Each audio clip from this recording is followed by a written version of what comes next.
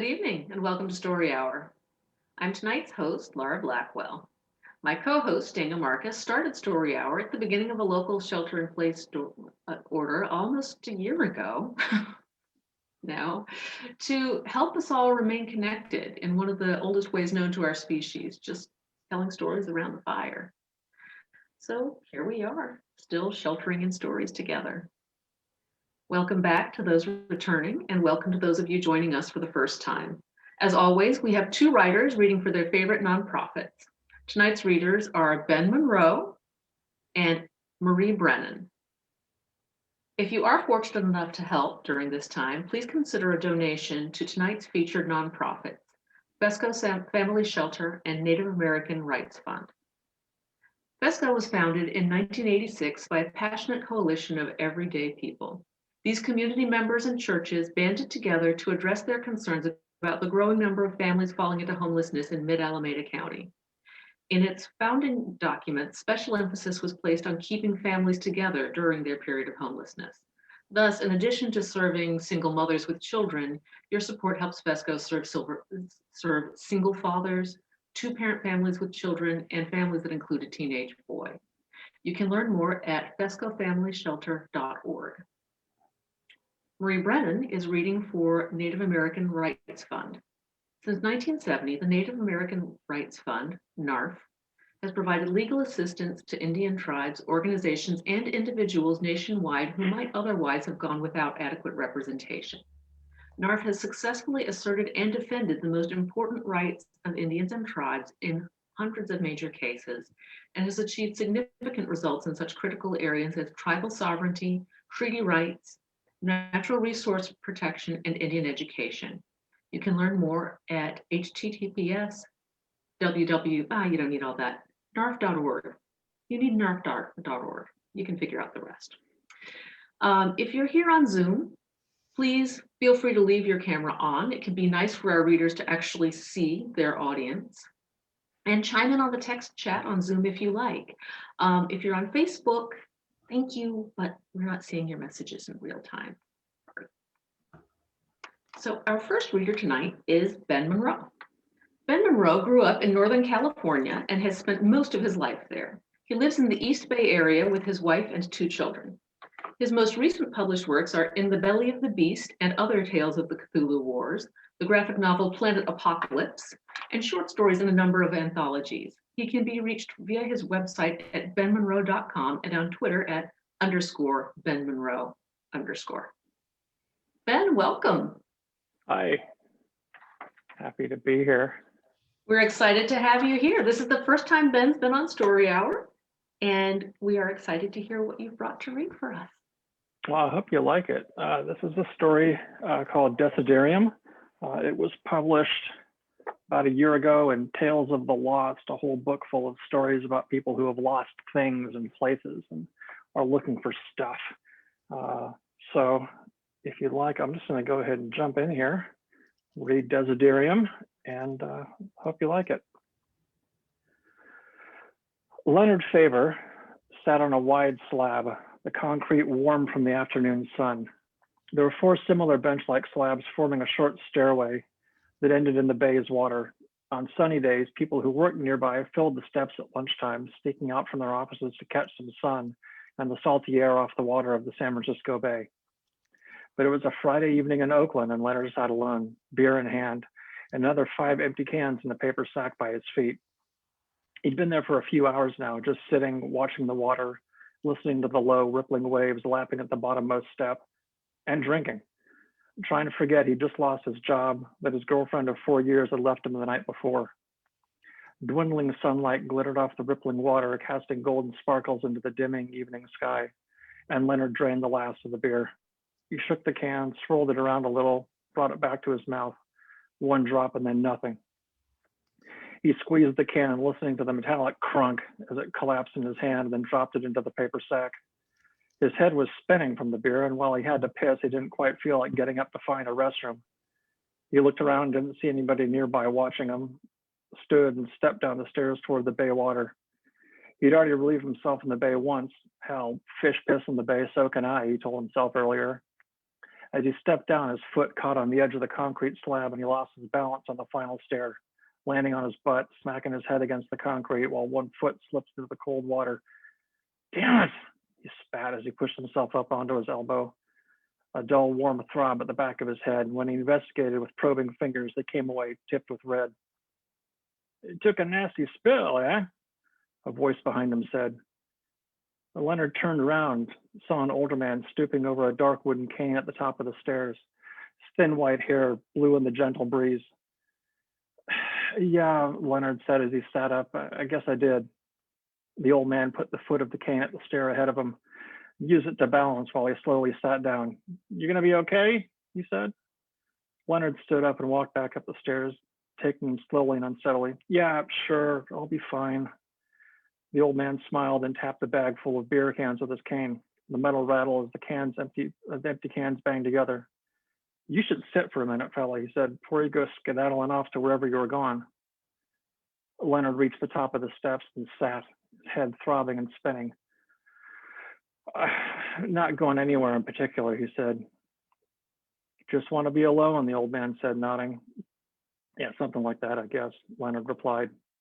Sure, the old man said. He ran a hand through his wisp of hair, smoothing it down to his skull. Sure, I get it. But between the beers and that clunk you took on your head, you might just want to take a rest. Leonard rubbed the back of his head, felt slick blood clotting between the strands of his hair. Damn it, he muttered. Well, now, the old man said, looks like you really took a spill. He motioned toward a restaurant across the plaza. There's probably a phone in there. Would you like me to call somebody to come pick you up? Leonard shook his head. There's nobody to call, he said. He took a deep breath and released it. I think I'll just wait here a bit, then head home. Well, that makes sense, the man said. Where's home anyway? Not too far, I hope. Leonard pointed his thumb over his shoulder, pointing away from his back. Just over there, he said. It's a few blocks away from the lake.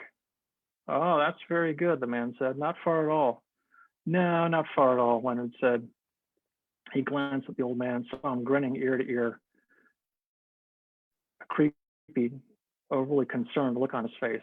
You're sure there's nobody I can call for you? Girlfriend? Parents?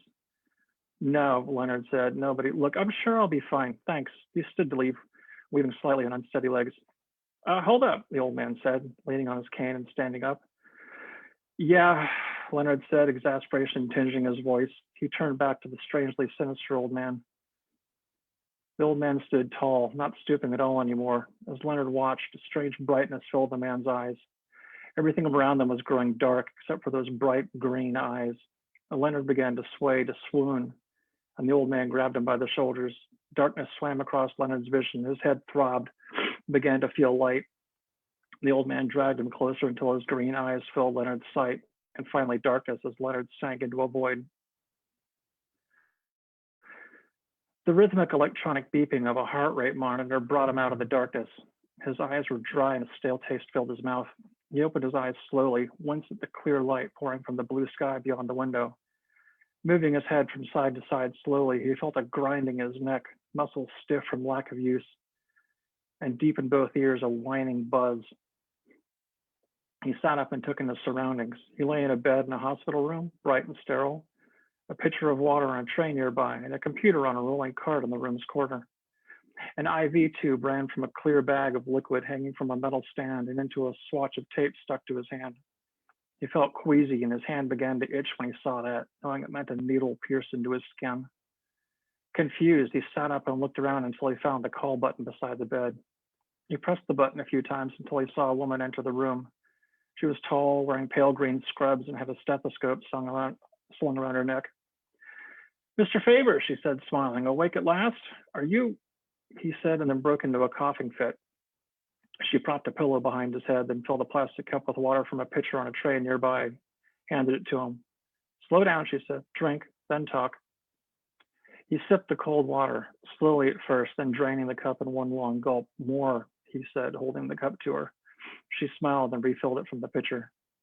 You know, normally I wouldn't give you a refill without the magic word, but in this case, I guess I can make an exception.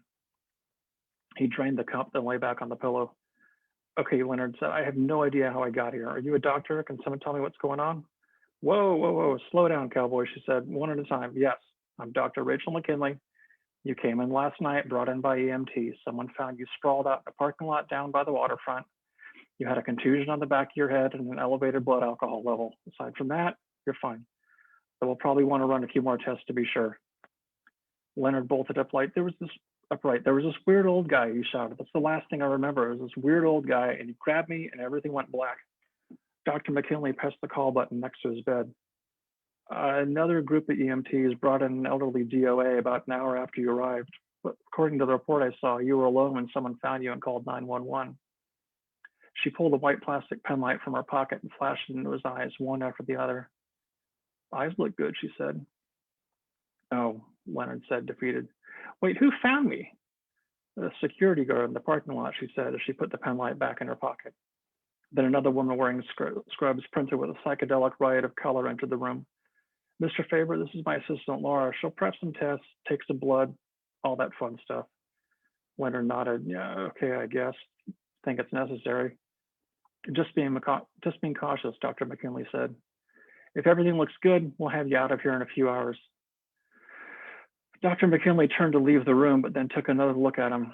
She turned to the computer and started typing into it. Everything okay, Doctor? Laura asked as she replaced the IV bag.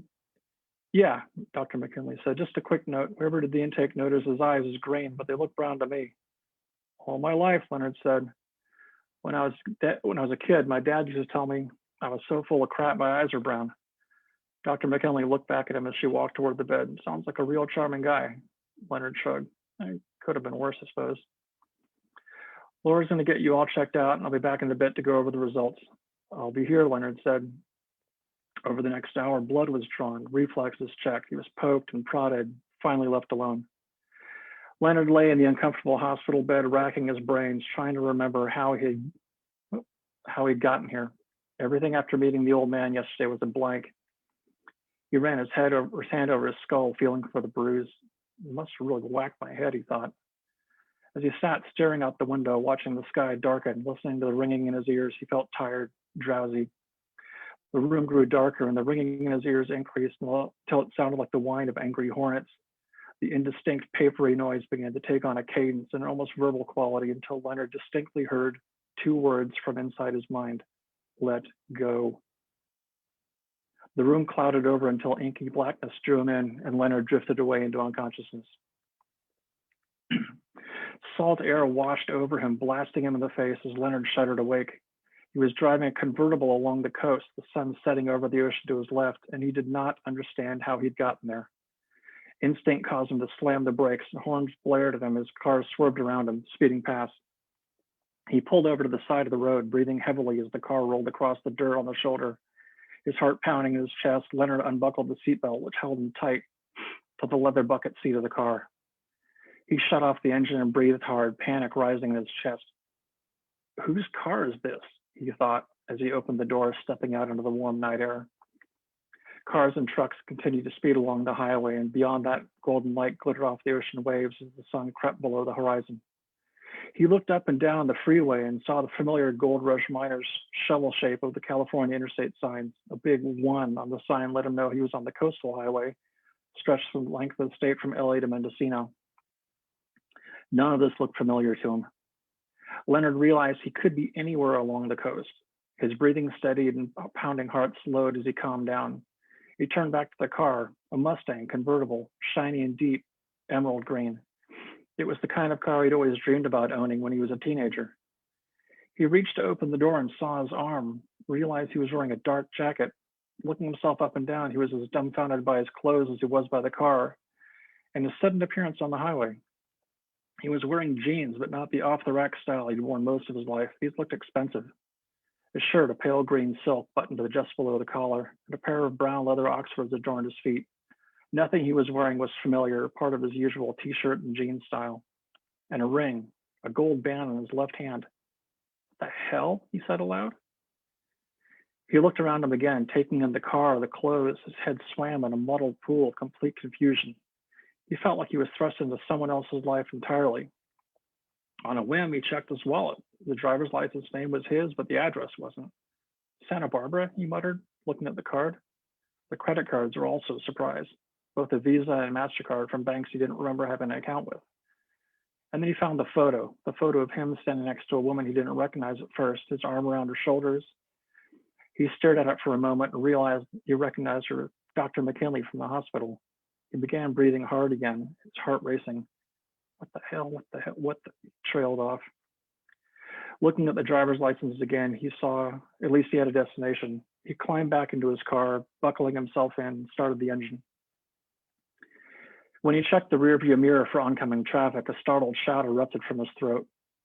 Momentarily, he thought someone was in the back seat, but then he realized that no, that was him in the mirror.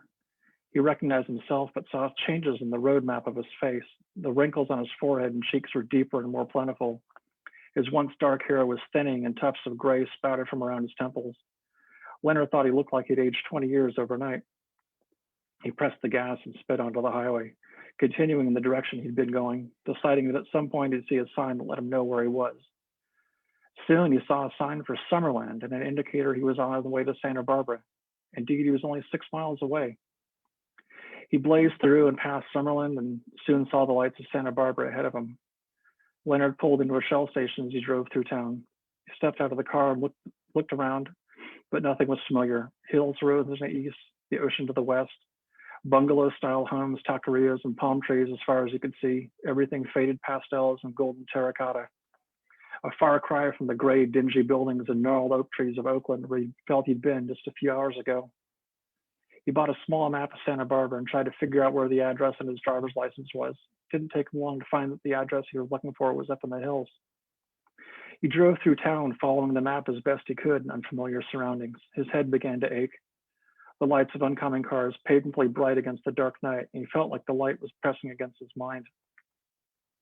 Soon he was winding through the snaking streets which followed the curves of the hillside, and then Leonard spotted the number he was looking for on Garcia Road.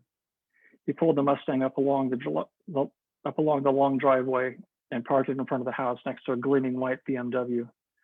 The house was a low bungalow, wide with a second story over one side. It was painted a dark, almost brick red with darker trim, and Leonard thought it looked like something out of the Brady Bunch. Lights glowed through the windows of the bottom level, and a porch light gleamed above the front door. He took a long, deep breath and got out of the car, nervously running his hand through his hair, once again feeling a tinge of confusion as he saw the golden ring on his finger. And he crossed the driveway and approached the front door to the house. He reached out to press the doorbell and stopped, and reached into his pocket and pulled out a keychain, the same one he'd started the car with, and had another 3 keys on it. He tried placing one of the doors locked, but it didn't fit. The next one slid home easily, and he unlatched the front door. The hallway inside was tall and painted brilliant white. He stepped inside, his head throbbing.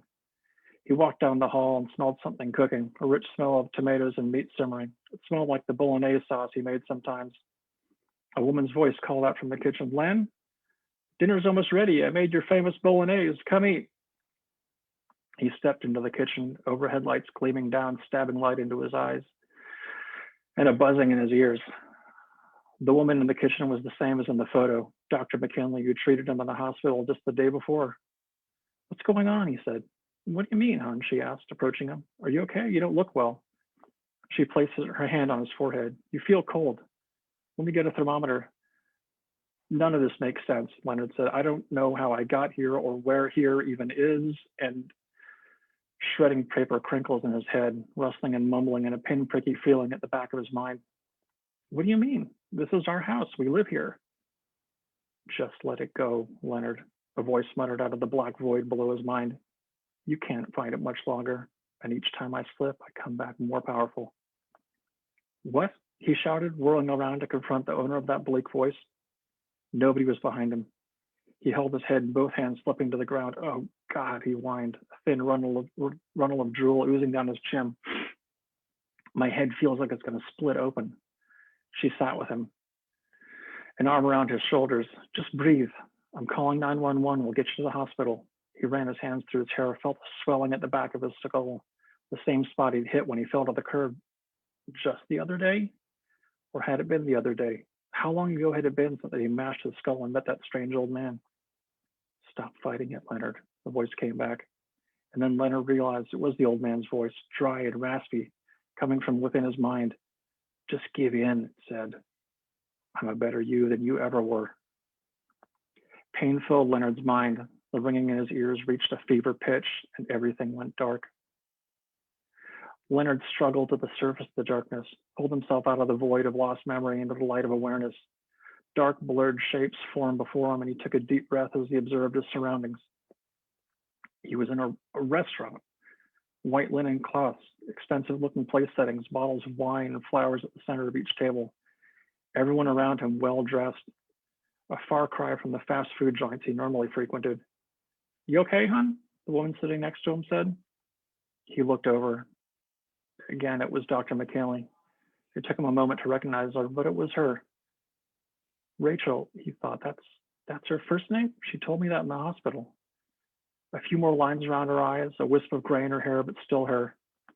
He looked at his own hands, noticed the wrinkles, the thinning skin. I guess, Rachel, he said.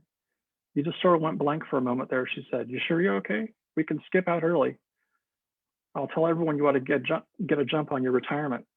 Retirement, he thought, startled.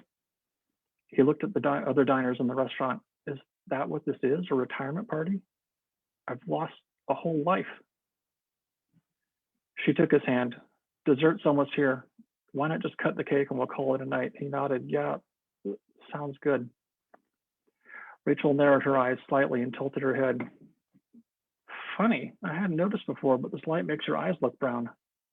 Weird, Leonard said, reaching for the glass of white wine on the table before him and draining it in one long swallow. As he went to refill it, he felt a twinge at the base of his skull where it met his neck. A slow throbbing pain swam up the back of his head. He refilled the glass, almost emptying the bottle and pouring the rest into Rachel's glass. Whoa, she said, laughing. Someone's either thirsty or fed up. Leonard smirked, then drank. A little of both, I guess. She patted his hand. Well, let's see if we can't get the cake going a little faster and get out of here. I can't wait to get home and into my jammies. Rachel stood to stand, but he held her hand. Hey, he said as she turned to him, can I ask you a question? The back of his head was pounding and a dull whine grew to his ears, indistinct whispering below that as if from far away in a deep cave. Sure, she said, of course. He looked up at her as a pain crept from the back of his head to fill his sinuses and make his eyes water. It's been a good life, has it? He took a drink. The alcohol was beginning to numb the throbbing in his head, but he knew it was just masking it. I mean, us, me, you, everything's been good. She leaned over and kissed his cheek. It's all been great, she said. It's just getting started. You could never have done it, a dry voice whispered in his mind. Never on your own. You would have died, forgotten in a ditch. Okay, well, that's good to know, he said, and let her hand go. Come on, he laughed. Let's blow this pop stand. Let me see what I can do, she said, and walked away toward the kitchen.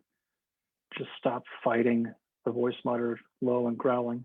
I've had you for years, and there's nothing you can do about it now. Dark spots fluttered before Leonard's eyes as he let go of the struggle and gave into the darkness. Leonard snapped awake in a cold, dark room. Blue moonbeams cascaded through a wide window at one end of the room.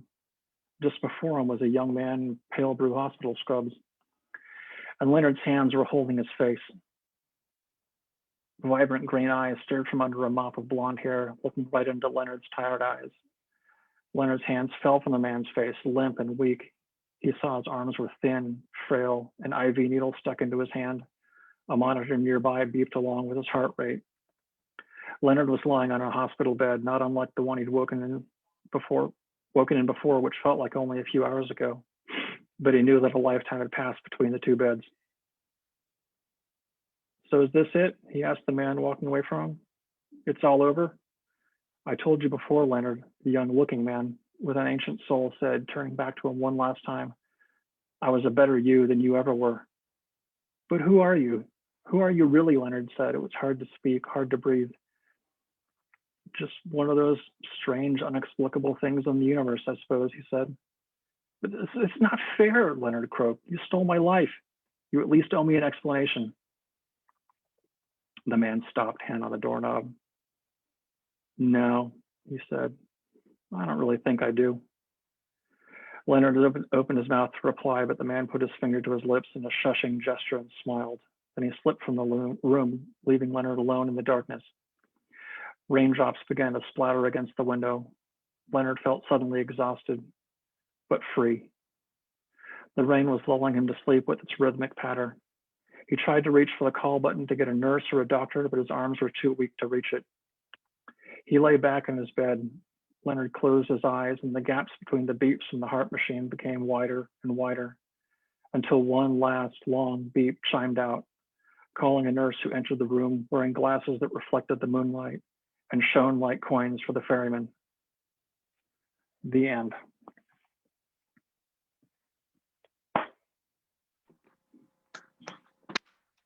Wow, that was chilling. I'm glad, thank you. Good. We were talking earlier about how Marie and I always both read off the paper, and so of course I had to drop mine just now. Sorry. Oh, that's going to take me a while to shake that image, I think, that last image. My work is done. Well, we always Thank take you. a breath between Oh, the go ahead. Let the first one sink in and ready ourselves for the next one. Excellent. I'm going to go on mute now. Well, Marie Brennan is our next reader. Marie Brennan is a former anthropologist and folklorist who shamelessly pillages her academic fields for inspiration. I approve of this. She recently misapplied her professor's hard work to the short novel Driftwood and Turning Darkness into Light, a sequel to the Hugo Award-nominated Victorian adventure series, The Memoirs of Lady Trent. She is the author of several other series, over 60 short stories, and the New World series of world-building guides.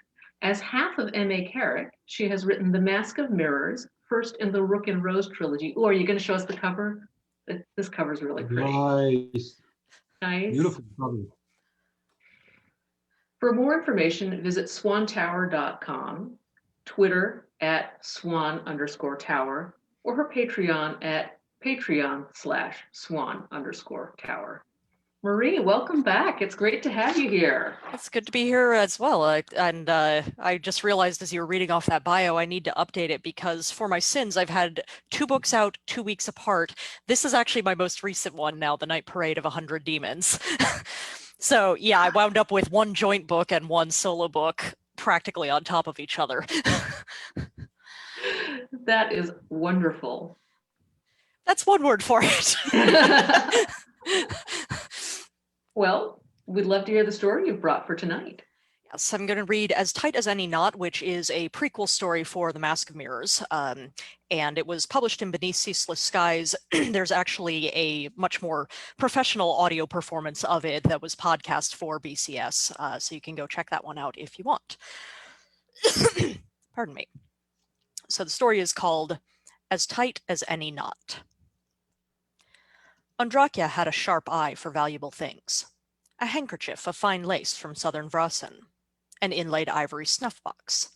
A purse fat with coins and left too vulnerable, ready to nick off a man's belt. A girl begging on the corner of the Ucha Idvo. Not more than 8 years old and dressed in ragged Versenian clothes, her sash belt missing one of its dangling panels. She wasn't on the corner long. That was Gorolet's begging patch, and by the time Andrakia passed back that way a bell later, he'd run her off. The girl showed up near the Lacewater Bridge the next morning, and Leafost Square that evening, where her pretty face earned her some charity from the rich cuffs out slumming, and some unwelcome attention besides. That pretty face was why Andrakia remembered her. That, and what she saw the next morning. The girl was back on the Ucha Idvo and in Gorolet's patch, but this time he wasn't running her off. Andrakia doubted his pickled brain had figured out on its own that the benefit of having a big-eyed waif pleading on his behalf would be worth splitting the take, which meant their partnership must have been the girl's idea. Not just pretty then, but smart too. Smart enough to realize that sooner or later Gorolet's would sell her for a quick windfall? Andrakia had no intention of giving him the chance. She knew what happened once someone vanished into the depths of Nadezhra's brothels. She chose her approach and her moment with care. Versenian clothes like the girls, though less tattered, but not too fine either. Finery in Lacewater usually meant one of two things: an upper bank cuff come to play games among the river rats, or a madam. Andrakia aimed to look respectable, not rich. And though a few touches of makeup could shift her appearance more toward either Versenian or Leganti, she chose to leave her mixed ancestry on display. Under the grime, the girl had more than a hint of Leganti in her features. She might respond better to someone who looked like her. A few bells before sunset, Gorelets divided up their take, keeping most of it for himself, and shot off toward the Whistling Reed to drink his share. The girl stuffed her meager handful of mills into a pocket under her skirt, where no one could easily nick them, and went back to begging. A few mills was enough money for cheap noodles to fill her belly, so either she had more than just herself to feed, or she was after more than just food. Andrakia waited, watching. Lacewater got busier toward sunset, when the people who worked as day servants on the upper bank returned home, but the idle cuffs hadn't arrived yet. Lots of foot traffic along the countless little bridges that stitched the district together, but it was all working people in a hurry to get home. 3 passers-by in a row brushed the girl off, and her shoulders trembled with barely suppressed despair. The moment had come. By the time the girl turned around, Andrakia was within reach. Catching the outstretched hand, she laid a squashed shrimp bun in it. Here, little it may be, but more than you have eaten today, I think. The clothing, the appearance, the faintly Versenian cast to Andrakia's words. If she'd guessed right, those would strike familiar, comforting notes in this girl's mind. The bun vanished as if it had never been. This close, Andrakia could see not just the hollows beneath the girl's fine cheekbones, but the pale, dry rims of her eyes, the thin and flattened nails on her hands. Signs of a child who hadn't eaten well for some time, much more than the few days she'd been begging here. Andrakia waited until the girl had swallowed, then asked, "What's your name?" The answer came out with a struggle, as if the bun had lodged in the girl's throat, or as if tears had risen to replace it. Arenza. I'm Andrakia. Will you tell me what happened? Why a child like you is here all alone? Andrakia remembered very well how deeply kindness could touch the heart when it came on the heels of everyone else's callous disregard. And the bun was more than just charity, it was a gift. Having accepted it, Arenza would be more willing to give something in return, like answers. It took a stony soul to resist that exchange, and whatever hardships this one had been through, someone had sheltered her until recently. She hadn't yet developed the brittle shell she would need to survive this life. My mother died, Arenza said. It came out with a flat, toneless delivery of a story too often told and too rarely heeded. Thickness choked the word off, and she tried again. 7 days ago. I'm supposed to... 7 days after the passing of a Versenian, their kin were supposed to burn a knotted thread charm in their memory. This girl could barely afford food. Any money she'd had last week would have gone toward the funeral, such as it might be, without kin to dance in her mother's memory. Andrakia assumed there were none. No Versenian with a proper family and clan would be out on the streets alone. But the Leganti conquest of Nadejra had done a splendid job of breaking the old ties, leaving no net to catch girls like this one. Poor child, she whispered in Versenian, and Arenza broke. Not pretty weeping, the sort that might draw pity from a passing cuff, but gut-wrenching noises like she was retching up her grief. A bell ago, Andrakia had been a stranger, but now Arenza clung to her arm like it was the only thing keeping her from drowning in the river. Andrakia stroked her hair, murmuring more Versenian endearments, and waited for the flood to slacken enough that Arenza might hear her words. Once it did, Andrakia said, "You need a charm, of course. Come with me." Arenza pulled loose with the full-body startle of a frightened cat. "No, my friend, she waits for me. I should go." The friend was obviously a lie, but pointing that out would only make Arenza feel cornered. "Will your friend help you mourn? I can buy the charm. No daughter should have to let her mother's spirit pass without remembrance." That got a ragged breath in response. Then, "All right." Andrakia didn't try to hold her hand, but Arenza hewed close to her heels as they wove a path through the twilight crowds of Lacewater. This was the oldest part of the city, and the buildings leaned overhead until the narrowest lanes almost became tunnels. Twice Andrakia felt hands brush against her, looking fruitlessly for something to lift. A glance back showed that Arenza was sensibly clutching her own pocket tight. Fortunately, the labyrinth wasn't far. Andrakia rarely set foot in the place, but Arenza clearly came there often. She went without hesitation to the pillar that held the face and the mask of Chalkarish Tmekra, the deity of life and death. Chalkarish, the face of seeds, bestowing life. Chaltmekra, the mask of bones, taking it away. When Arenza stood on her tiptoes, mills in hand to make her offering, Andrakia pushed her down with a gentle touch and fed a chantira to the sculpted mask of bones. "Thank you," Arenza said, her voice unsteady. It wasn't much money, but more than this girl could afford, and it meant coin left over for supper tonight, too. After that, they walked the labyrinth together, following the single-tiled path as it looped in and out before arriving at the center. The bowl of water there was less than entirely clean, touched by too many worshippers' hands without being emptied and refreshed.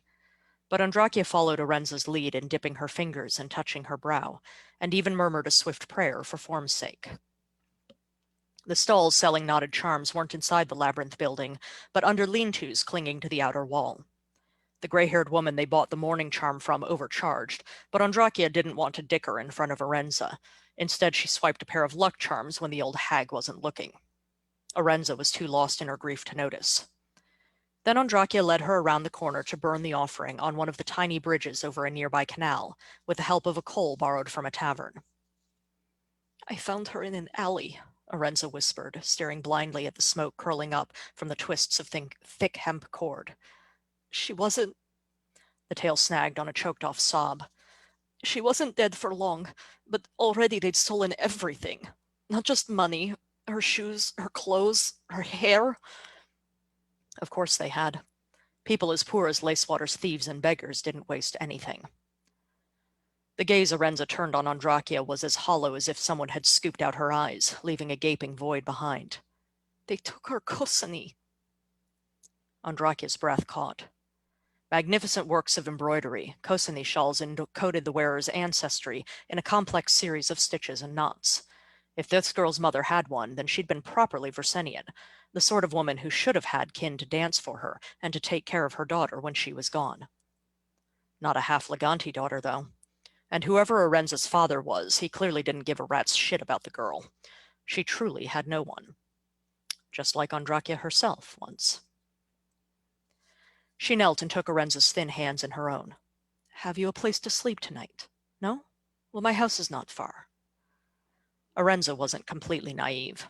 The street ate the naive and didn't even spit out the bones. Her hands pulled free.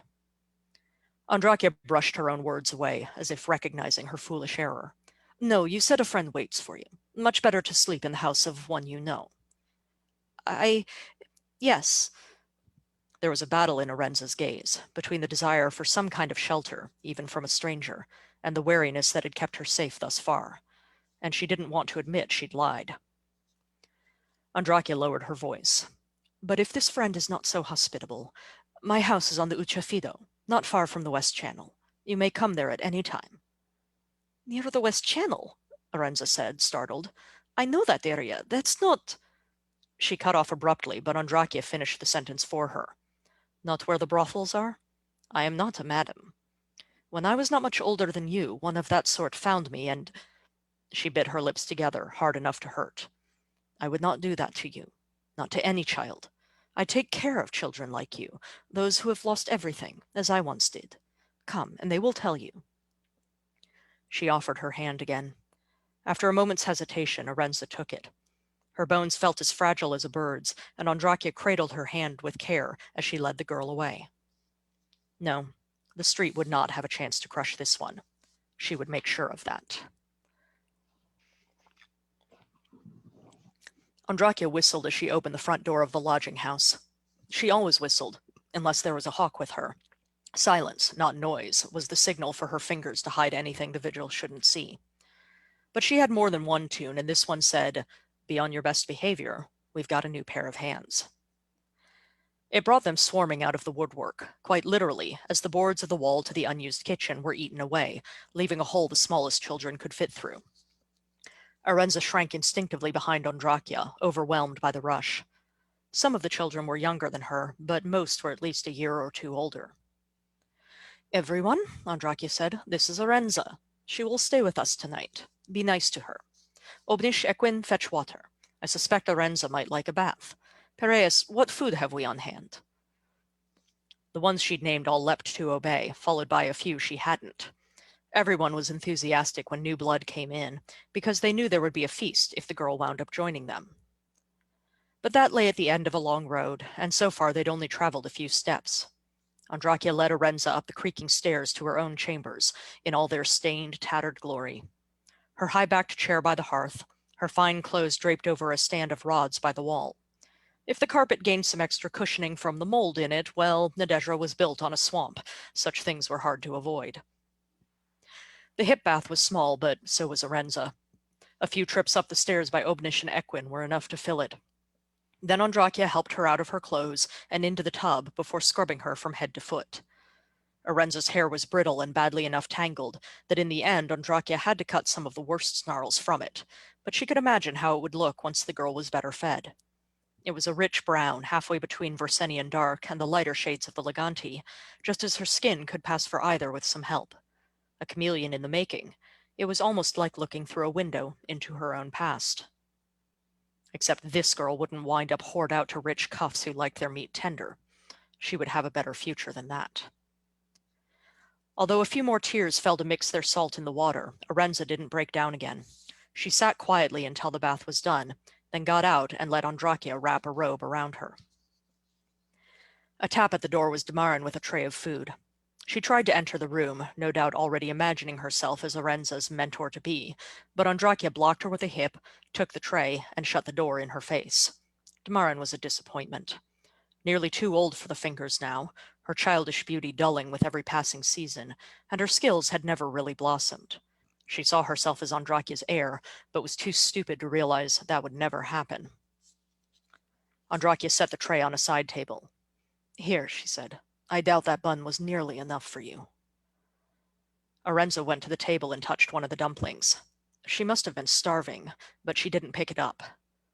"Who are all these kids? This isn't an orphanage." "No, it isn't." Andrakia settled into her chair and waited to see what else Arenza would say. She stood silently looking at the tray. It was silver, scuffed and dented, but silver nonetheless. Andrakia didn't sell everything that came in. "Are they thieves?" The question was stiff with tension. Andrakia answered easily. "Some of them. Others are pity rustlers. The smartest learn to play people." "Play them?" "Like a harpist. They know what note to strike to make a mark angry, so he won't notice who creeps up behind him, or how to make him laugh. They can pass themselves off as what they're not, make their mark think they've bought a fine jewel when it's nothing more than painted glass. The ones who learn to do that," Andrakia smiled, "they never go hungry again." The hollowness in Arenza's gaze hardened to something fiercer. She faced Andrakia squarely and said, "Are you playing me now?" Feeling the currents, that was how Andrakia thought of it. The ability to guess what other people were thinking, to anticipate their moods and know what response would get the best results. It had gotten her this far, with Arenza following her to the lodging house, and now it whispered to her not to prevaricate. "Yes." She couldn't hear Arenza's indrawn breath, but she saw the narrow shoulders shake. "I wanted you to come with me," Andrakia said, "because the alternative was that you stayed out there. Sooner or later, Gorolets would have sold you, or a madam or a pimp would have seen you and just carried you off. It was illegal, but so were a lot of things that happened in Nadezhra. The Hawks didn't care so long as they were paid their share. Or, Andrakia added, you would have starved, or drowned yourself, or run afoul of the wrong person and wound up in a canal with your head smashed in like a gourd." The string of harsh images made Arenza flinch. Andrakia softened her voice. "I didn't want those things to happen to you. So yes, I played you. Because I wanted you to come here and have a bath and eat those dumplings you're ignoring and have a moment where you didn't have to be alone." "In trade for what?" She was a harder girl already than Andrakia had assumed. Or maybe it was just more cleverness, already seeing the steps of the dance. "Nothing," Andrakia said. She held up one hand before Arenza could do more than make a small, disbelieving noise. "Call it an investment. The children here, they're my knot. You know what that means?" Arenza nodded. In a tight voice, she said, "A gang. More than a gang. Look." Andrakia pushed up her sleeve, revealing the silken cord around her wrist. Smaller than the mourning charm they'd burned for Arenza's dead mother, but much finer. "It's a sacred bond. We're sworn to each other. You could be one of us, one of my fingers. And I think you could be one of the best." This time the disbelieving noise wasn't so small. Andrakia got up from her chair and crossed the mold-soft carpet, then crouched in front of Arenza, not too close. "Beauty like you have? Most people would waste you as a night piece, make you spread your legs until disease ate you from the inside out. That was almost me until I escaped. I can show you how to turn that beauty into a tool. Use it so that all people see is your pretty eyes and pretty smile, and never notice your hands picking their pockets clean. Or better still, they'll empty their pockets of their own free will, press the contents into your hands, and thank you as you walk away." Arenza edged back a step, shaking her head. "No, Mama always said she wouldn't want me to be a thief." Would she rather you whore yourself out? But a sharp answer like that would only push Arenza further away. Instead, Andrakia said, "I don't think she'd want you to starve either. And this city, already it has taken her from you. Why should you not take something back?" That got her like a blow under the ribs.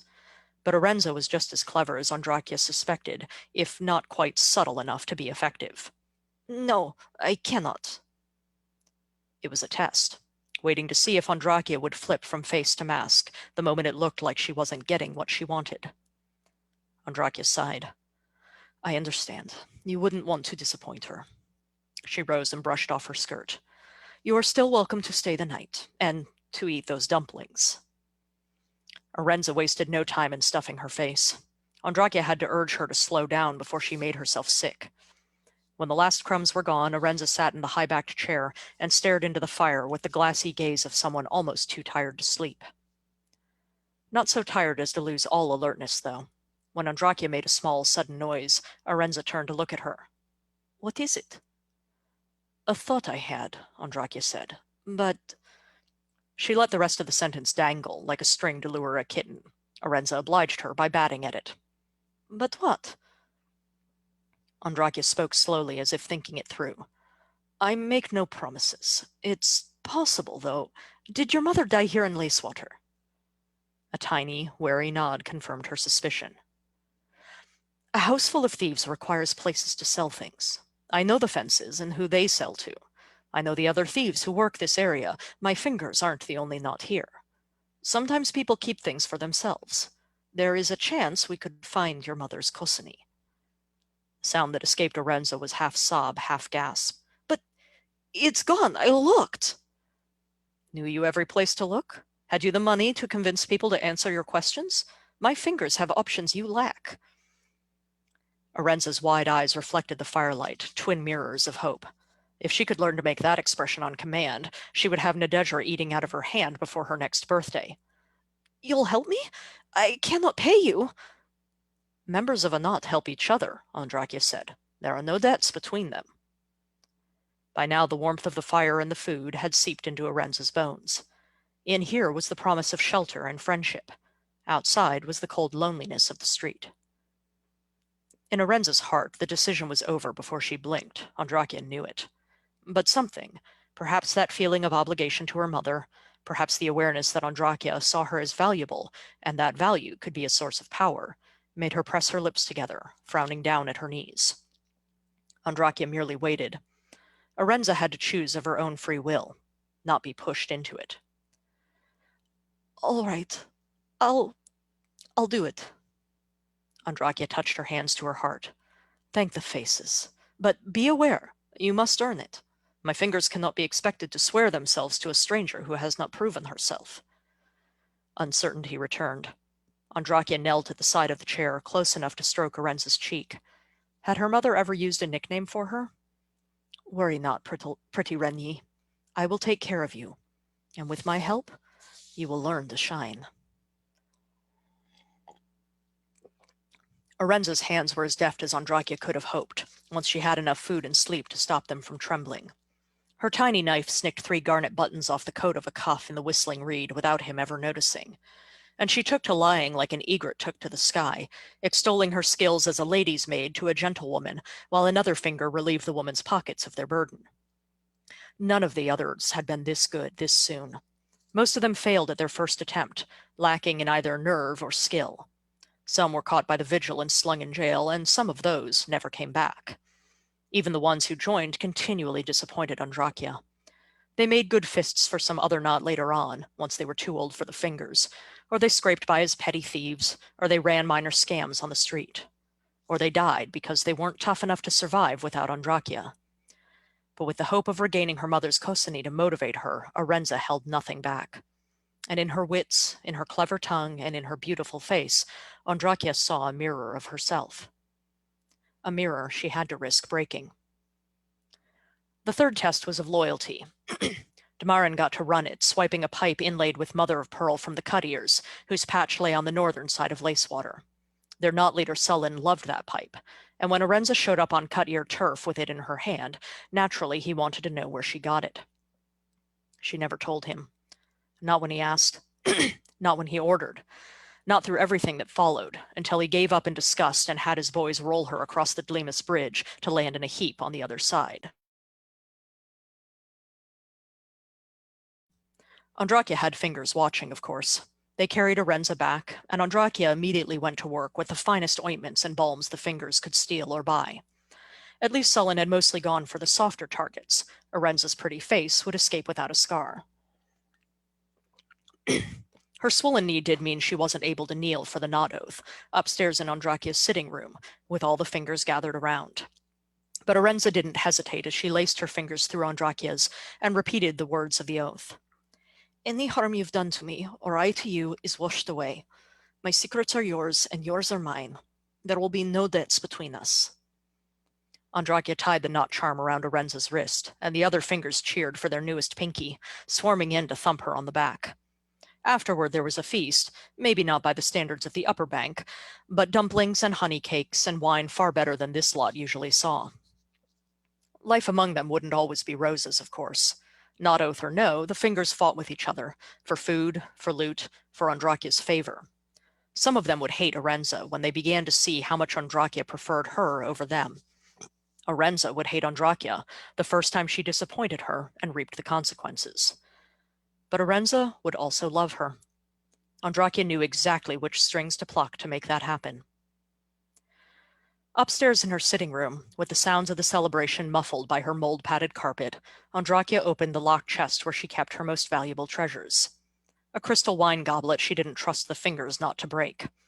A copy of the key to the Vigil's Lacewater lockup. A falsified family register that let her pass herself off as gentry in official circles. A rich silk shawl, embroidered in green and gray, red and yellow, white and blue and violet, all the colors of the Versenian clans. Andrakia didn't know how to read the stitches, which lineages were named by each curling branch of the embroidery, but she didn't have to. It was enough to know that Damarin had brought the Kosani to the lodging house 7 days before Andrakia met Arenza, along with a pair of shoes and a set of ragged clothing and the hair cut from a dead woman's head. Pure luck that Andrakia had spotted Arenza on the street before she found the right buyer for the Kosani. Some day in the future, when the girl had truly proven herself worthy of Andrakia's teaching, maybe she could have it back. Until then, the threads of her lost mother would bind her to the fingers as tight as any knot. The end.